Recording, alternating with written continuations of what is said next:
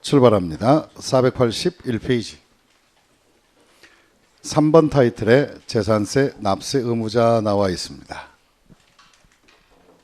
그럼 잠깐 칠판 보시면 과세 대상을 했으니까 납세 의무자가 누군지 어떻게 판단하는지 내용을 살펴보겠습니다. 재산세 납세 의무자다.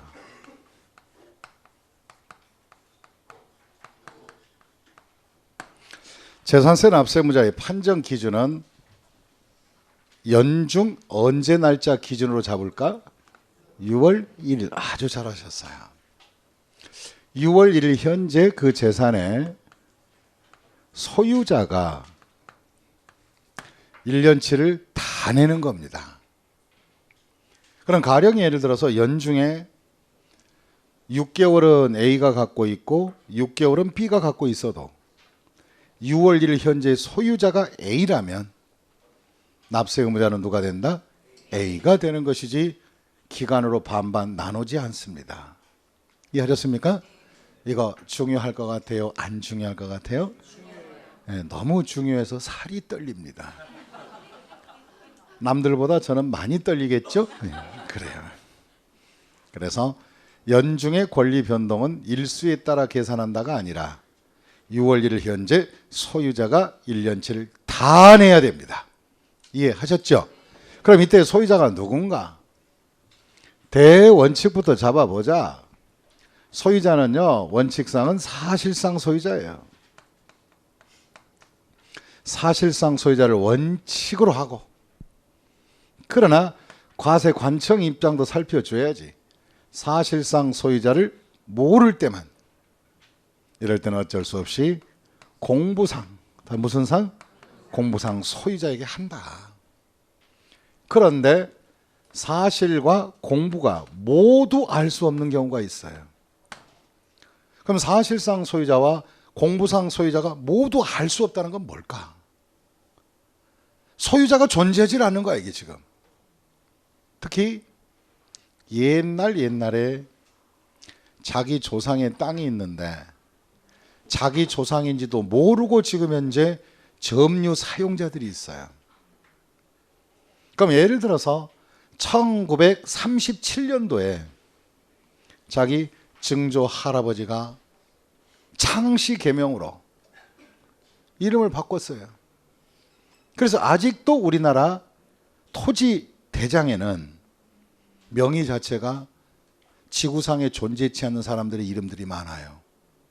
특히 일본식 이름으로 가등청정, 도쿠가와 이에야스, 도요토미 히데요시, 또 여성의 이름은 사쿠라상, 달광상, 똥광상 이렇게 다 있다고요.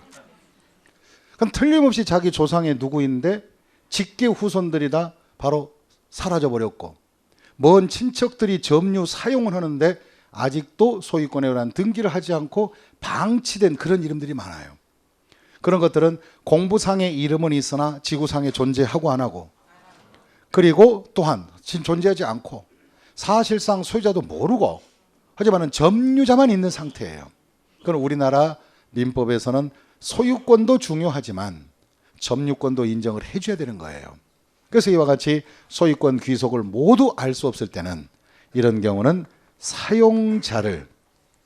사용자가 무상 사용 수익하고 있으니까 사용자를 소유자로 간주하여, 다시 뭐로 간주하여? 소유자로 간주해서 납세 의무자를 사용자에게 하는 경우도 있다는 겁니다. 그러면 소유권이 사실을 모를 때는 공부를 모를 때는 뭐예요? 사실. 둘 다 모를 때는 뭐예요? 사용자 중심으로 납세 의무를 해서 세금은 걷어가겠다는 얘기입니다. 그러면 이와 같은 내용을 가지고 이제 책을 가지고 부연해 보겠습니다. 481페이지 갑니다. 원칙. 재산세 납세 의무자 원칙 한번 밑줄 긋겠습니다. 재산세 과세 기준일 현재 기준일의 밑줄을 쫙 끄시고 사실상 소유한 자 밑줄을 그으시고 사실관계로 따지겠다. 재산세 내라 이 말이야. 내라. 그 다음에 또 예외도 있습니다. 예외는 일의 규정임에도 불구하고 다음에 어느 하나에 해당하는 자는 재산세 납세 의무가 있다. 그러면 첫 번째 공부상 소유자가 있어요. 공부상. 이럴 때는 공부상 소유자가 내라 이 말이에요. 그럼 어떤 경우냐? 첫 번째, 매매 등으로 권리 변동이 됐습니다. 그럼 5월 말일에 잔금 처리하고 6월 2일쯤 등기가 돼버리면 과세관청 입장에서는 6월 1일 현재 소유자가 판매한 사람으로 명의가 돼 있단 말이에요. 그런 경우는 6월 10일까지 판 사람이 소유권이 을에게 넘어갔다는 것을 아까 신고해달라 그랬죠. 그럼 신고를 안 해버리면 어떻게 되냐 이제. 어쩔 수 없다 이럴 때는 누가? 공부상 소유자가 해라.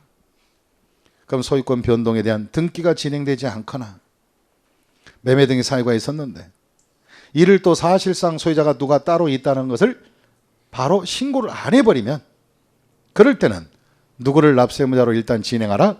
공부상 소유자를 하겠다.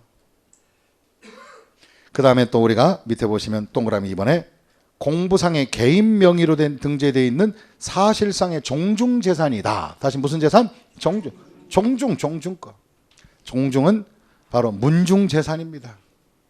몇 대에 걸쳐서 바로 우리 그 혈족들이 모아놓은 공동재산이에요. 문중의 재산.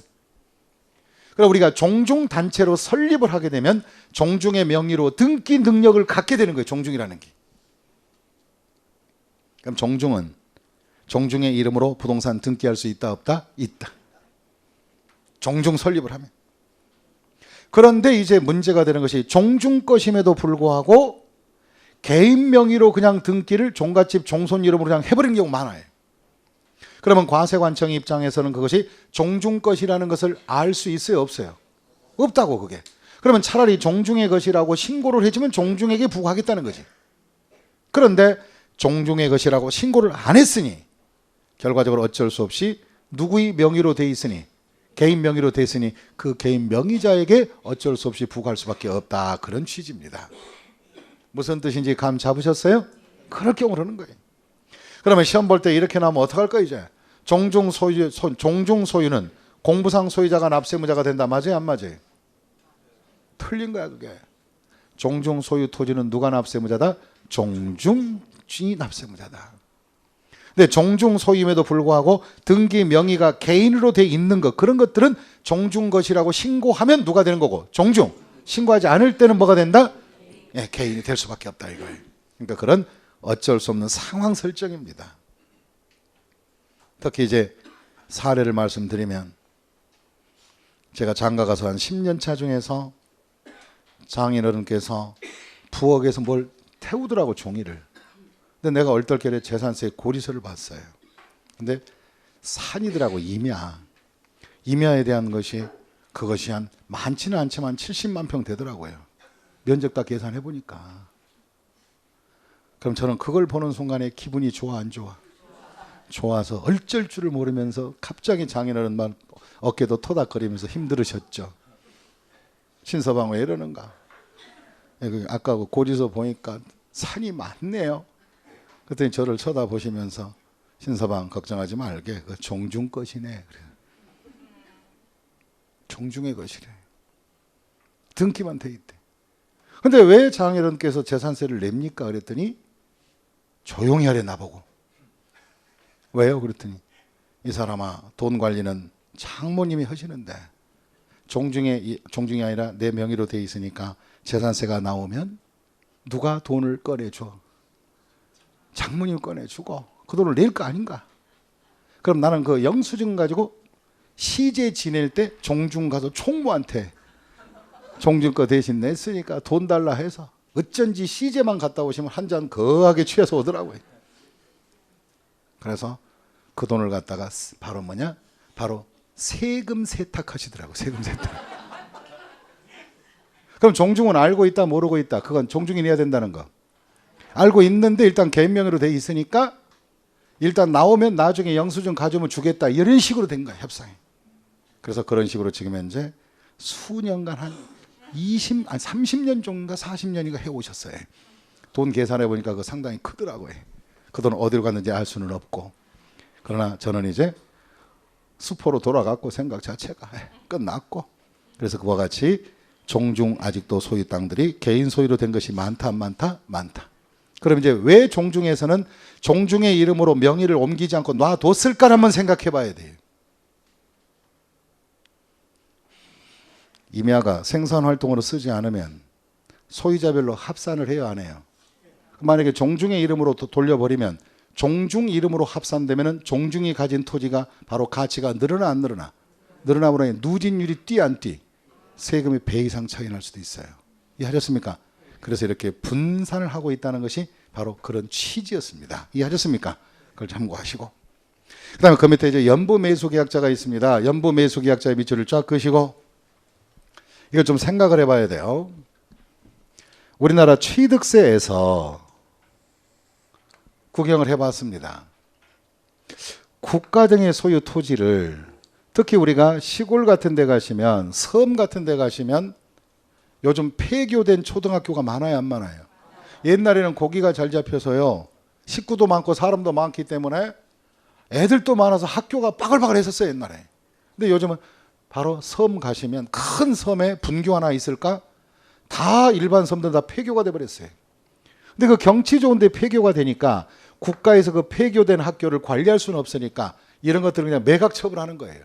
근데 만약에 국유의 국가의 소유 토지를 갑이라는 자가 연부매수 계약으로 체결을 했다, 계약을. 그래서 바로 100억의 계약을 하고 계약금 20억을 주고 그 다음에 또 1차, 그 다음에 2차, 그 다음에 3차, 4차에서 마지막에 총 100억을 주기로 하고 이런 식으로 연부 약정을 했다면 우리나라 취득세에서는 2년 이상의 장기 할부는 뭐라고 그랬어요? 연부. 그럼 취득세 매길 때는 계약금 지급한 날 요걸 기준으로 해서 일부 계약금도 요거 줄 때 연부 취득한 취득세 내라 그랬죠. 그 다음에 취득세 다 내고 있는 거 아니에요. 이 소리는 연부 취득은 분할 소유권을 인정하고 있다는 거예요. 무슨 소유권? 일부 소유권을 인정하고 있다는 거예요. 잔금 치를 때 완전 등기가 넘어가겠지만 치르기 전에 일단 연부 매수 계약자들이 매수 계약금을 지급할 때마다 취득세를 내고 있다면 여기까지는 취득세에 관련된 내용이다 이 말이에요. 그런데 만에 하나 이자가 국가에서 일부라도 분할 소유권을 가졌으니까, 사실상 분할 소유권을 가졌으니까 너에게 이 국유 토지를 사서 뭐 연수원 같은 거, 뭐 청소년 수련장 같은 거 운영하려면 미리 사용권을 주겠다. 완전한 잔금 지급하기 전에 사용권을 주는데 사용권을 무상으로 주면, 뭘로 주면? 무상으로 주면 국유 토지 전체를 갖다가 완전한 소유도 아니면서 매수 계약자가 그냥 공짜로 얻어 쓰는 거 아니에요, 이게 지금. 그러면 보유 과정 속에 재산세는 누가 낼 것인가, 그것이 문제가 돼요. 그럼 무상으로 사용권을 부여받았다면 바로 누구에게? 매수 계약자에게 재산세를 부과해야 된다. 어차피 이들이 사용 수익자가 되어버렸으니까. 그러나 만약에 유료로 임대로 내고 있다면 국가 등의 소유로 인정할 수밖에 없는 것이지. 그래서 이와 같이 사용권을 무상으로 받았을 때는 그 토지에 대한 완전 소유권을 다 취득하지 못했을지라도 재산세는, 보유 과정의 재산세는 누구가 내라? 연부 매수 계약자가 내라 이 말이에요. 이해하셨습니까? 그런 계약 조건이 다 있어요, 계약서에 보면. 그럼 거기에 연부 매수 계약자 보겠습니다. 반드시 조건이 맞아야 돼요. 여기서 이 연부 매수 계약자가 시험 문제 2-3번 이상 출제가 돼서 그것이 답이 된 경우가 많았습니다. 조건을 맞춰야 돼. 국가나 지자체 조합 밑줄 그으시고 관공서 거만.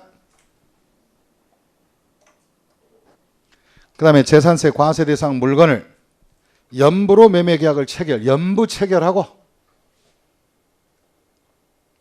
그 재산의 사용권을 무상으로 받았을 때, 안 받았을 때?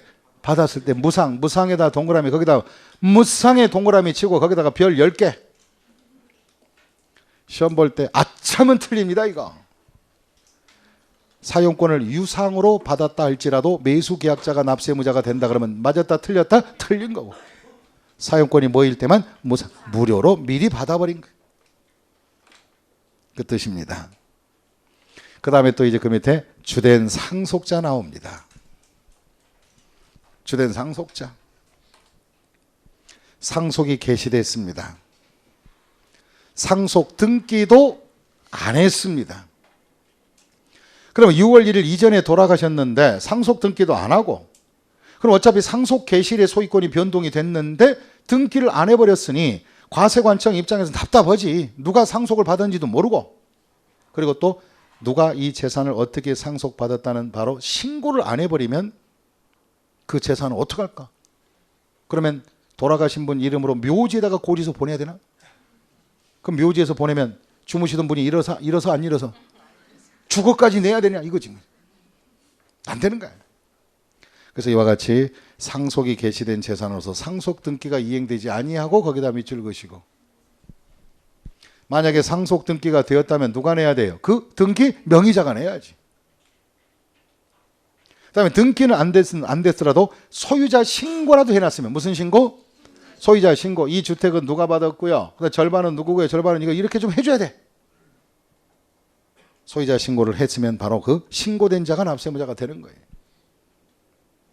근데 등기도 이행하지 않고 소유자 신고도 하지 아니할 때는 주된 상속자가 내라 이 말이에요. 그러나 여기서 주된 상속자는 민법 규정을 따져서 상속 지분이 가장 먼 자, 큰 자, 높은 자.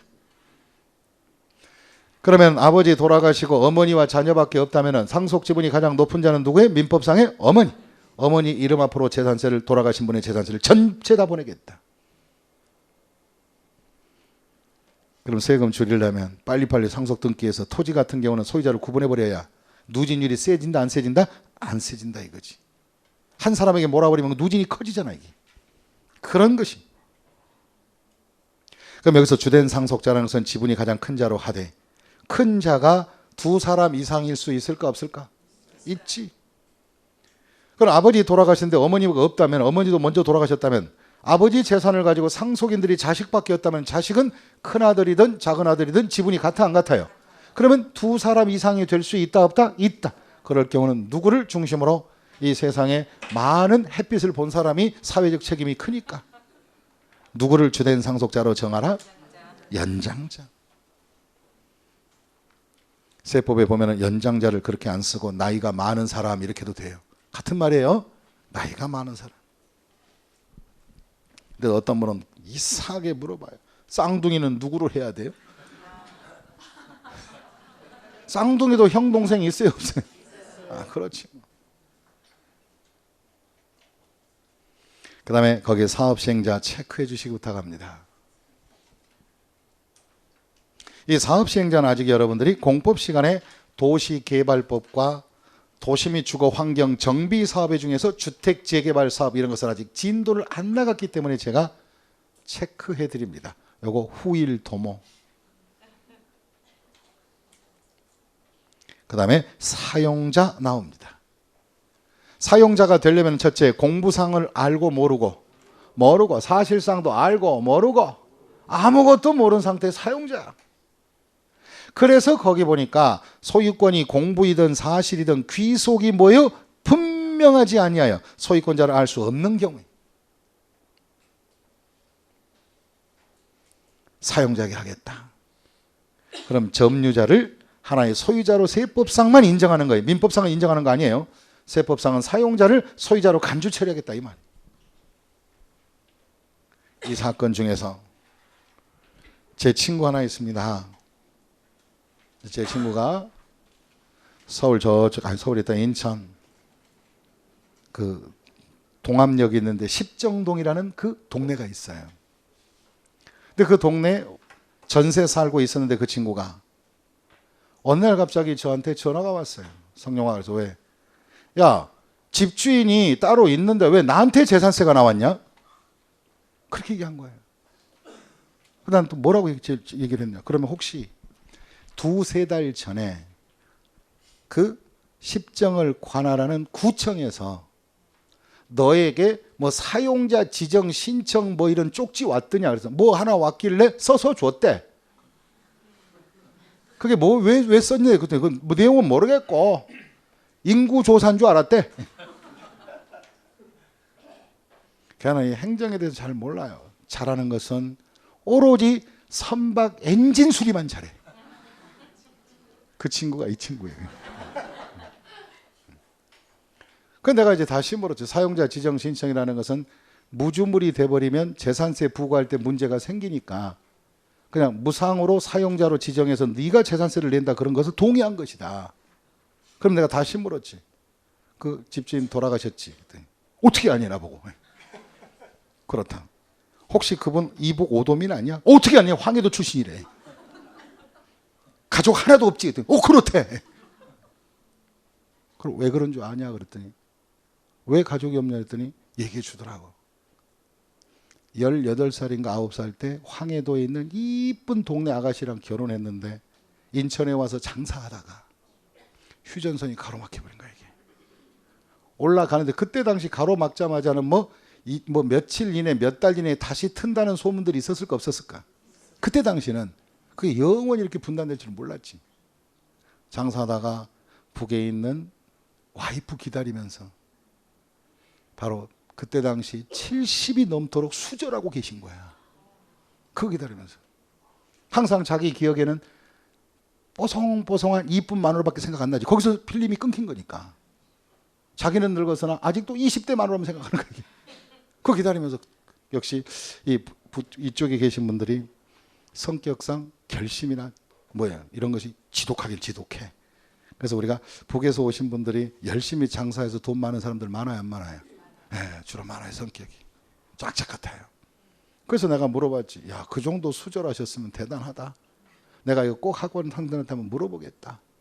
그러면 이게 70년 분단 동안에 북에 돈 마누라를 기다리면서 장가도 안 가고 계속 그 자리에서 장사하고 돈만 벌었다면 우리 앞에 계신 분 입장에서는 그런 상황이라면 결혼했을까요? 아니면 수절했을까요? 지금까지? 한 달 참기 어려웠을 거다. 예. 이제 그래서 이제 그 얘기를 해줬더니 그러면 이제 전세 보증금은 누구한테 돌려받니 이거? 걱정하지 마라. 우리나라에서는 점유시효라는 게 있다. 무슨 시효? 그 재산세 고지서가 너한테 나왔으면 그때 당시에 1년에 한 장씩 나왔으니까 20장 재산세 고지서만 모아서 나한테 가져오면 너에게 소유권을 여기에 가질 수 있는 방법을 내가 가르쳐 주겠다 그랬더니 우리나라에 그런 좋은 제도가 있냐. 그래서 막 흥분하고 좋아했습니다. 그래서 재산세 한 10몇 장 정도 모아서 전화가 와서 술 한잔 먹고 야, 웬만하면 고지서 1년에 한 2-3장씩 안 보내냐. 너무 지겹대는 거예요. 그래서 모으는 과정에서 17장인가 8장인가 모았을 때 그 녀석이 또 술 한잔 먹고 전화가 왔어요. 야, 성령아 큰일 났대. 그래서 뭔데? 근데 왜 이런 얘기할 때만 이렇게 집중력이 강하죠? 주택 재개발한대 거기. 재개발한대. 그럼 무주물에 대한 재개발은 전세 계약서 있으니까 국가에 귀속되고 보증금은 뭐예요? 반환 받을 수는 있고 소유권을 못 갖게 된 거야. 그래가지고 걔 혼자 동암역에 가서 플랜카드 들고 재개발 결사 반대 계속해서 그 플랜카드를 보고 이제 한 1년 지났나? 근데 그 플랜카드 덕기인지 몰라도 인천 토지주택공사에서 숭이동, 십정동 그 지역에 재개발 사업 전면 취소를 해버렸어요. 왜 취소했는지는 알고 봤더니 그때 금융위기 때문에 취소됐는데 역시 운빨이 좋더라고. 그래서 무사히 점유시효 취득한 거 소유권을 가졌습니다. 지금 이제 재개발 들어갔고 아파트 널따디 한 거 권리를 가졌습니다. 이해하셨습니까? 네. 그런 것들이 하나의 그동안의 사용자인 누가 제 친구가 사용자로서 무슨 세를 내왔다. 재산세를 내온 그런 현상이 바로 중간 과정의 사용자입니다. 이해하셨습니까? 이제 절대 있는다 있지 않는다. 뭘 있지 않는다. 소유권 귀속이 불분명하면 사용자가 재산세를 낸다는 그걸 잊지 말라는 거지. 그 친구 이름이 뭐예요? 그거 아니라고 그게. 그 다음에 이렇게 해서 납세무자가 정리됐습니다. 그 다음에 우리 이제 과세 표준을 만들어야 돼요. 칠판 보시겠습니까? 이제 과세 표준에다가 세율을 곱해야죠. 그럼 재산세의 과세 표준은 있는 그대로 대답하셔야 돼요. 논리대로 대답하셔야 돼요. 이게 처음부터 꼬이면 안 돼요. 이 과세 표준에다가 곱하기 세율을 하면 산출세액이 나오죠. 세율을 하면. 그럼 이때 재산세 과세 표준은 뭘로 해야 합니까? 과세 표준의 기준점을 만들어 보자고. 그러면 취득세와 달리 재산세는 바로 보유과세예요, 거래과세예요? 보유과세죠. 취득세는 거래 가격으로 따지잖아요. 세금 계산을. 취득당시 취득가격. 하지만 재산세는 취득 가격을 기초로 하는 것이 아니라 개인 법인 할 거 없이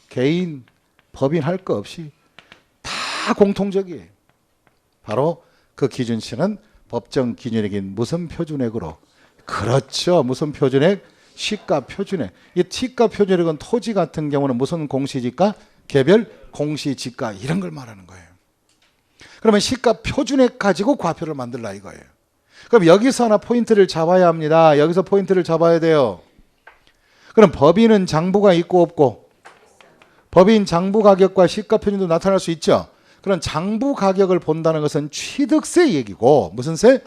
취득세는 거래 가치를 장부에 기록했으니까 증거력이 있다면 그 취득가격 인정해 주겠다. 그래서 우리가 취득세 공부할 때 사실상 취득가격을 적용하는 6가지가 뭐가 있었어요? 시작. 국수, 공판, 장, 금까지 넣어서 거기에 장이 법인장부야. 그럼 법인장부는 취득세 할 때 얘기지 재산세는 전혀 관계 있다 없다? 없다. 그럼 혹시 시험 볼 때 법인에 대한 재산세 과세 표준은 법인 장부 가격을 기준으로 한다 그러면 예스일까 노일까?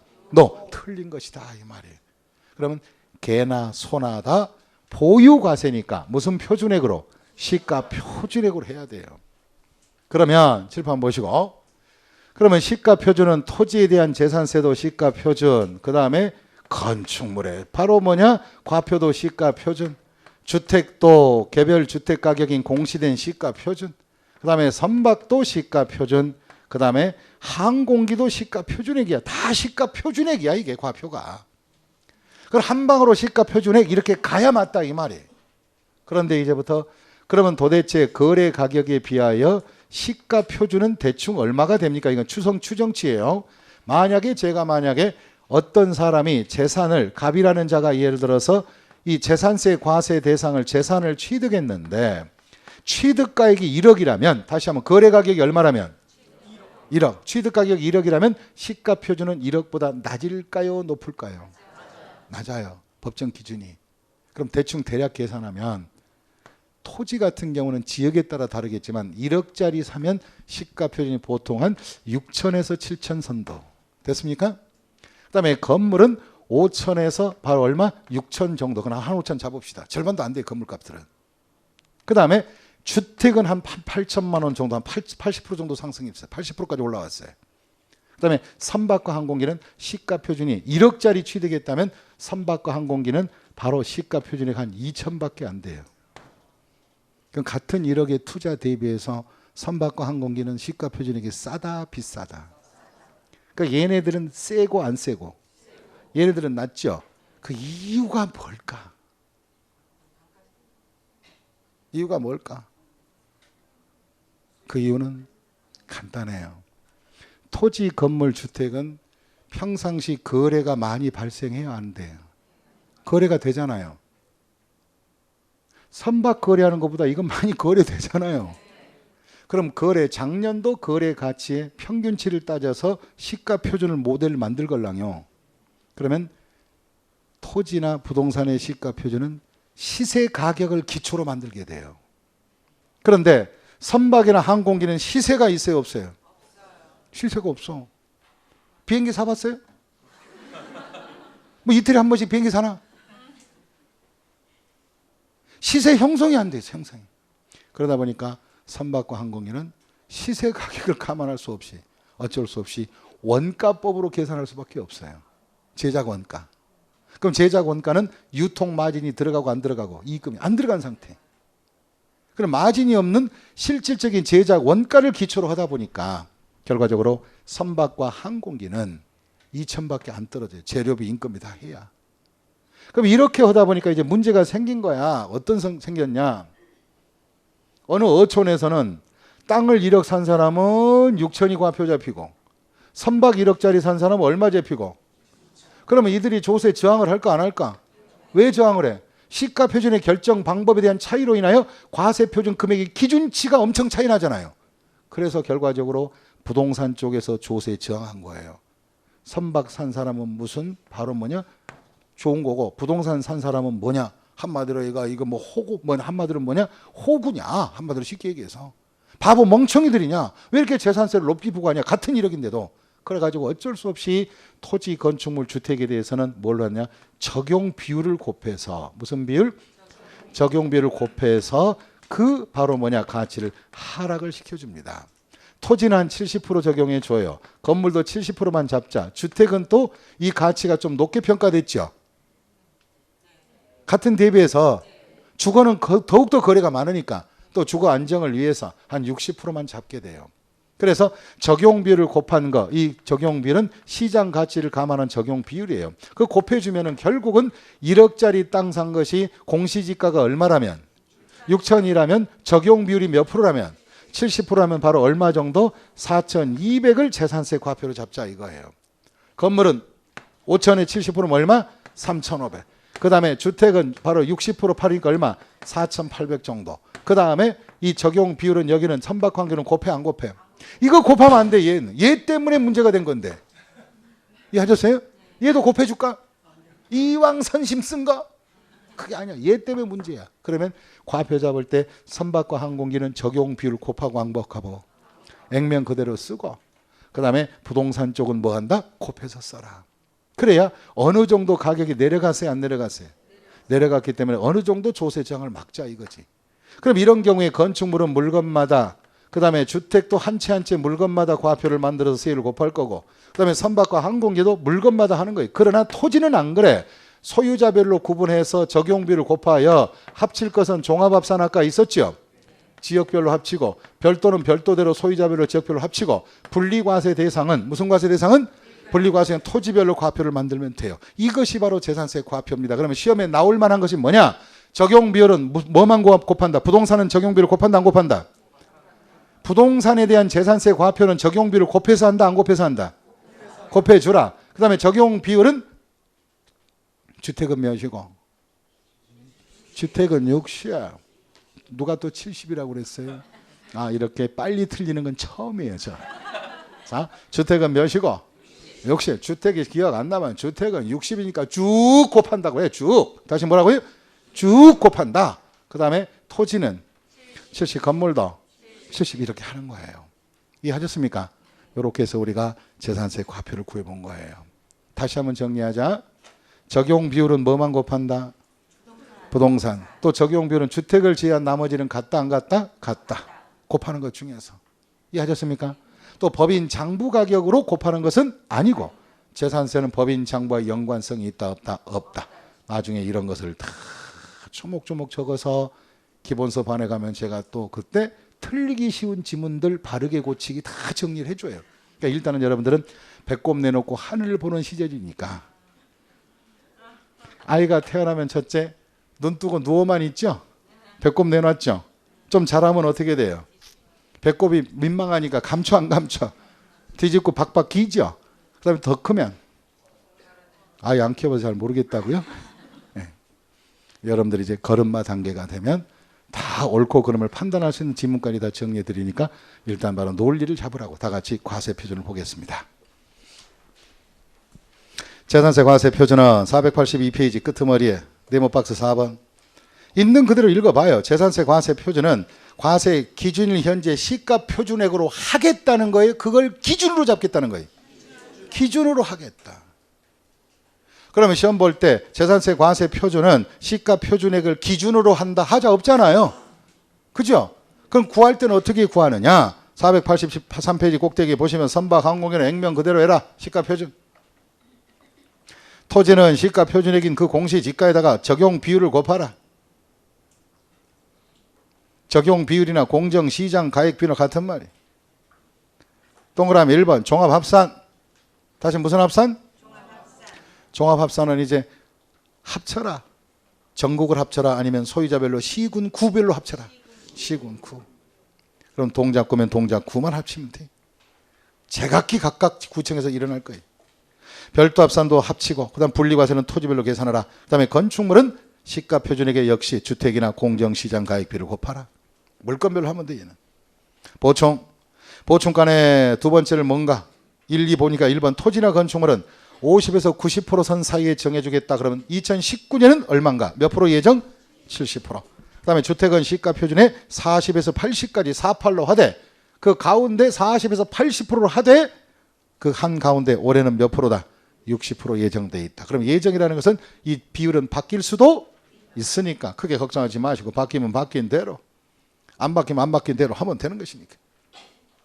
이렇게 해서 우리가 과표를 구했습니다.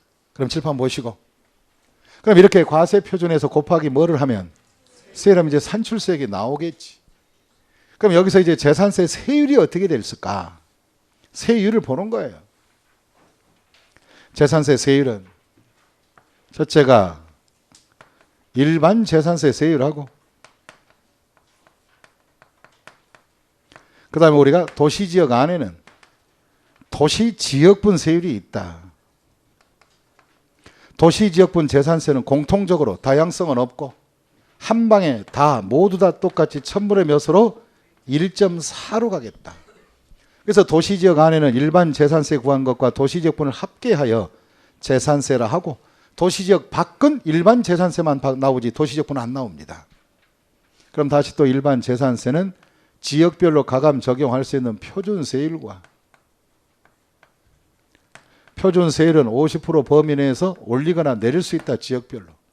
그 다음에 두 번째가 재산세도 중과세율이 있는데 이 중과세율은 바로 한마디로 캔슬하고 후일을 도모하고 표준세율과 도시지역분 이번 기초반에서는 이것만 알아두시면 됩니다. 나머지는 별로 중요하지 않은 거니까. 그럼 이와 같은 내용에 따라 이제 한번 세율을 보자는 거지. 다 같이 이제 책을 보시면 400 몇 페이지요? 83페이지. 재산세 세율 나왔습니다. 1. 양괄호 1번 표준세율 밑줄 쫙 그으시고 재산세 표준치는 다음과 같다. 여기서 중요한 거 잘 봐요. 관할 지방자치단체의 장은 천재, 지병 등 사유가 있는 경우에 해당 재산세는 일률적으로 하지 말고 몇 프로 범위 안에서 50% 범위 안에서 그 다음에 절대적으로 중요한 게 나와요. 가감이 중요한 게 아니라 해당 연도, 천재, 지변 등이 발생한 연도만 해야지 지속적으로 할 수 없다. 그러면 우리가 취득세 공부할 때는 취득세 표준세율은 50% 범위 내에서 가감 조정할 수 있다. 여기까지만 있었지 올해 한도만 올해 해상 뭐 해라 이런 말이 없어요. 그럼 취득세의 조정권은 한 번 정해지면 다시 고치기 전까지는 계속 가는 거예요. 그러나 재산세는 그러지 마라. 이 재산세는 이런 사유가 있을 때만 가감 조정권을 주겠다. 그것도 그 바로 발생한 뭐 해당 뭐에만 연도에 한해서. 수년 전에 시험에 출제됐습니다. 뭐라고 나와 있느냐? 재산세 세율은 50% 범위에 가감 조정할 수 있으며 이 가감 조정권은 5년간 적용할 수 있다. Yes, no? No. 뭐가 된다? 해당 연도에만 할 수 있다. 이 시군 구세다 보니까 시장과 군수, 구청장은 그 주민들과 가장 밀접한 관계가 돼야 안 돼요. 그럼 구청이 선심성으로 해서 구청장 선거 등을 할 때 나는 재산세 내려주겠다고 막 공약을 해버리고 이런 사태가 많이 발생한 거예요.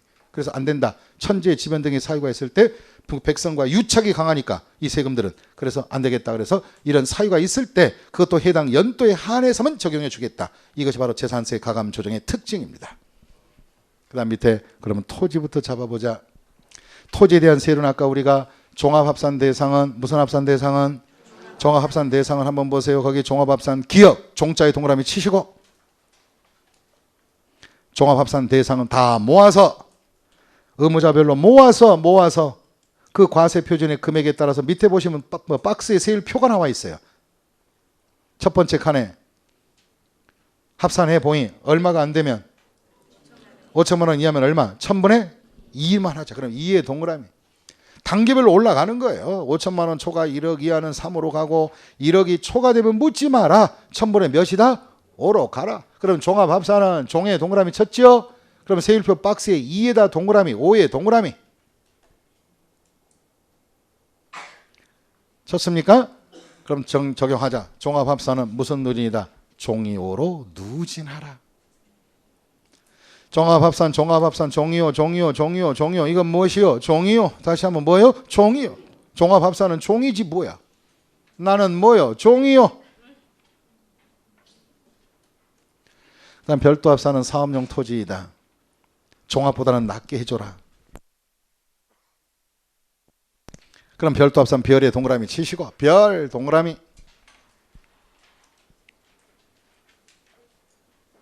별도 합산은 아까 선의 연지한 바와 마찬가지로 천번의 세율표를 보니까 넘기시면 2에서 몇 가지? 4까지. 별, 리, 사. 2에 4 동그라미.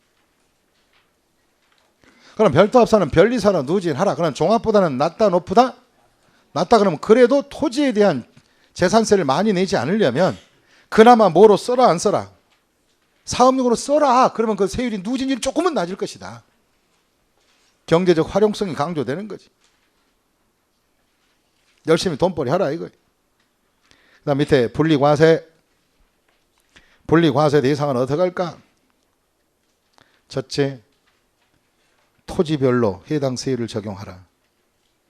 그럼 전답과수원, 목장 용지, 그 다음에 분리과세 대상 임야, 생산성 임야 이런 것들. 이런 것이 있으면 1000분의 0.7이니까 땡 7이. 바로 1000분의 0.7이니까 이런 것들은 농지가 2필지 있으면 세율별로 모아버리면 돼. 얘는 세율별로. 농지가 5필지가 있으면 농지 다 모아서 1000분의 0.7 적용하면 돼. 누진이 아니니까. 그래서 땡 7. 그 다음에 공장 용지나 산업발전의 철도 용지 같은 거 이바지하는 것들은 1000분의 2로만 해라. 그 다음에 사치성은 1000분의 몇이다? 40. 그래서 개 기르기 좋은 땡칠이 알겠죠? 어딘지? 그럼 개 기르기 좋잖아요. 목장이나 임야 이런 쪽에 개 기르기 좋지. 과수원 이런 쪽에. 그렇다고 골프장에서 개 키우냐? 그럴 수는 없잖아. 그래서 땡칠. 그 다음에 공장은 이 공장 저 공장 월급 많이 준 대로 많이 옮겨 다녀야지. 2. 그 다음에 골프장이나 고급 오락장용 토지는 묻지 마라. 얘는 완전히 뭐다? 사역이다. 그래서 분리과세 들어가겠습니다. 분리과세 다 같이 시작. 땡칠이 사형. 다시 한번 시작. 땡칠이 사형. 땡칠이 사형. 그중에 사형이 포인트에 잘 잡아놓고 시험 볼 때 그렇게 튀어나온다고. 재산세 표준세율 중에서 골프장이나 고급 오락장 용지가 몇 프로냐가 아니라 어떻게 나오느냐. 1000분의 40으로 가장 높은 세율 적용은 이렇게 튀어나오면 바로바로 얘기를 해야 돼. 이게. 그 다음에 건축물. 건축물은 일반 건축물은 1002호 그 다음에 1000호짜리가 있는데 신경 쓰지 말고 디귿과 리을에 표시하라. 오락장용 건축물과 골프장용 건축물 회원제 골프장이 회원제 항상 말이 없어도 그냥 회원제로 인지하고 있으면 돼. 그리고 회원제 골프장용 건축물이나 고급 오락장용 건축물은 이것도 역시 건축물도 1000분의 몇이다? 40을 적용하겠다 이 말. 1000분의 40. 그럼 1000분의 40짜리를 모음을 잘 만들어 놔야 돼. 모둠.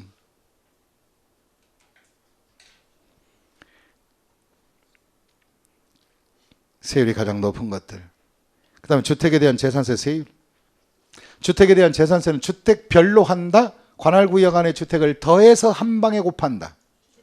그렇지. 원피스 하우스로 하는 거야. 한 채. 그럼 관할구역에 동작구에 집이 2채가 있다면 그 한 채도 주길래 누진. 그 다음에 또 한 채도 뭐요? 주길래 누진. 채당 주길래 누진해서 납세 고지서를 물건별로 고지에 발송하면 되는 거야. 이렇게. 그럼 동작구에 내 집이 2개 있다면 주택재산세 고지서는 따로따로 2개로 나옵니다. 이해하셨습니까? 따로따로 나와요. 그러나 기역부터 보시면 기역 별장으로 쓰는 것은 사형이다. 주택을 별장으로 쓰면 사형이고 그 다음 밑에 니은에 주거용으로 쓰는 주택은 주거용으로 쓴다면 집이 크든 작든 고급주택 따지지 않습니다. 거기다가 고급주택 포함 밑줄 그시고 가장 그 중요한 단어예요.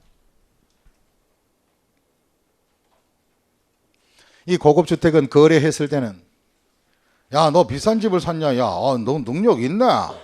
고급주택을 취득했네? 그럼 너는 1000분의 20짜리 4배 더 추가해서 더 내. 이것은 취득세 얘기야. 취득세. 고급주택은 취득한 게 죄지 생활하는 게 죄가 아니야. 그럼 고급주택에 살거나 일반 주택에 살거나 생활의 패턴은 같아요? 안 같아요? 먹고 자고 쉬고. 그럼 고급주택에 사는 사람들은 공중부양해서 주무시나? 그럴 수 없잖아. 생활의 환경은 먹는 먹거리의 수준이 다를 뿐이지 자고 먹고 하는 것은 차이가 없어, 고급주택도. 그래서 재산세는 취득의 과정을 쫓아서 세율이 정해지는 게 아니라 그 주택을 어떻게 용도를 쓰느냐에 따라 정하기 때문에 고급주택도, 다시 무슨 주택도? 재산세에서는 그냥 무슨 누진? 주길래 누진으로 끝나는 거야. 밑에 1에서 4까지. 얘가 우리 아주 틀리기 쉽습니다. 고급주택도 주길래 누진이다, 아니면 고급주택은 1000분의 40으로 간다. 그냥 주길래 누진이야. 재산세는 그래. 취득세는 다르지만. 이거 고급주택도 재산세는 사용상의 기준으로 단지 넓은 집일 뿐이지 가정생활은 차이가 없는 것이다. 이것이 바로 시험 문제 여러분들을 틀리기 쉽게 만드는 것이. 우리를 틀리기 쉽게 만드는 것들. 어서 많이 보던 것 같은데? 우리들을 틀리기 쉽게 만든 것들. 혹시 무슨 거죠? 소설책 같은데? 뭐 있어요? 우리를 슬프게 하는 것들? 미치게 만드는 것들? 슬프게 만드는 것들? 그게 그분이 그저 뭐야?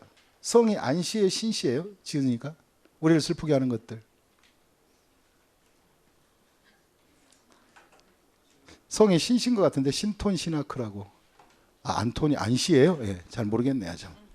우리를 틀리게 씌우게 하는 것들, 그 중에 하나가 바로 고급주택의 처리예요. 그럼 고급주택은 다시 무슨 주택은? 고급주택은 묻지 마라. 취득세는 1000분의 2짜리 몇 배 추가? 4배 추가요.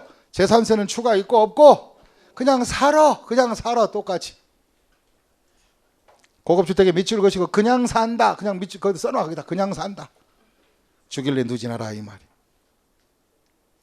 그럼 그 1에서 4까지를 기준으로 세율표를 한번 만들어 가지고 그걸 가지고 세율을 적용해 볼게요. 사례를 한번 볼게요. 그 옆에 이 주택의 개별 주택 가격이 얼마 나와 있대요? 얼마 나와 있대요?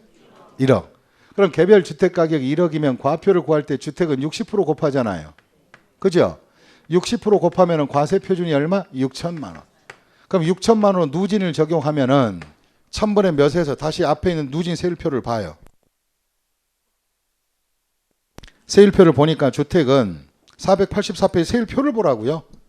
과표가 얼마 이하면? 6천만 원 이하니까 세율은 몇이다? 1000분의 1밖에 안 되네. 그러면 1000분의 1만 할 수밖에 없네. 누진의 제일 핫발이 단계네. 그럼 6천만 원에서 1000분의 1 하면 금액이 얼마 나온다? 6만 원. 얼마가 나온다? 6만 원. 이것이 1억짜리에 대한 실제 부담되는 주택에 대한 세금입니다.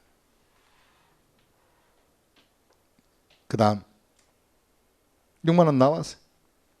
그 다음 밑에 선박 항공기. 선박이나 항공기 재산세 세율은 신경 쓰지 마세요. 지금 이제 부동산도 아까 공부 시간이 없는데 선박 탈 일이 있나? 놔두고. 그 다음에 양괄호 이번에 재산세 중과세율 놔두시고. 후일 도모하고. 큰 3번 도시지역 안 재산세. 그런 칠판 보시고. 이쪽으로 가시면 도시지역 안에 있는 재산세는 세율의 다양성이 있었고 없었고. 재산세는 다양성이 있었고 없었고 있었고. 도시지역분 재산세 1000분의 1.4잖아요. 그럼 얘는 그냥 1.4야. 무조건 뭐 사치성 아니 따지지 말고 그냥 1.4로만 해서 추가로 받아서 도시계획 사업에 쓰면 되는 거예요. 그럼 여기 한번 보시고 이거 한번 구해보겠습니다. 이것이 만약에 도시지역 안에 있는 주택이었다면 아까 1억짜리를 기준으로 한다면 60% 곱해서 6천이 나왔으니까 6천에 1000분의 1하면 얼마가 나오고 재산세는? 6만 원은 재산세 나오겠지. 그럼 도시지역분이라면 6천만 원에서 곱하기 1000분의 몇이다? 1.4니까 금액이 6일은 6, 64, 24 얼마? 84,000원이 나오겠지. 이건 도시지역분이에요. 그럼 도시지역분 재산세가 84,000원. 재산세는 얼마? 6만 원. 그럼 오히려 더 도시지역분이 더 많죠. 그럴 수도 있어요. 그럼 여기에서 6만 원과 여기 재산세 84,000원을 더하면 얼마? 14만 4천 원. 그래서 이 사람은 재산세 고지서에 도시지역분을 따로 써주는 지역도 있고 합쳐서 그냥 재산세 얼마? 14만 4천 원 내세요. 이런 식으로 고지하게 될 겁니다. 그러면 도시지역분이라고 하는 것은 도시지역 안에만 존재하며 도시지역 안에 존재하는 재산세들은 일반 재산세액과 그다음에 거기 박스를 보시면 돼요. 3번의 박스. 일반 재산세를 적용한 세액과 그다음에 다시 또 토지 건축물 주택에 대해서는 도시계획 사업하겠다고 1000분의 몇을 1.4를 1000분의 몇을 1.4를 적용해서 산출한 세액 두 개를 합쳐서 도시지역 안에 무슨 세를 한다? 재산세로 하겠다 이 말이. 이해하셨습니까? 그럼 혹시 시험 볼 때 이 자료를 주고 재산세가 얼마냐 물어보면 얼마로 대답해야 돼요? 6만 원이에요? 아니면 8만 4천 원이요? 14만 4천 원이에요? 그렇죠. 이해하셨습니까? 그렇게 대답하시면 됩니다. 도시지역분을 포함하여 넓은 의미의 광익의 재산세라 합니다. 그다음 밑에 가면 이제 큰 5번째 재산세 비과세 대상 등이 나와 있는데 이 비과세 대상과 납세 절차는 잠시 후에 하겠습니다. 휴식하세요.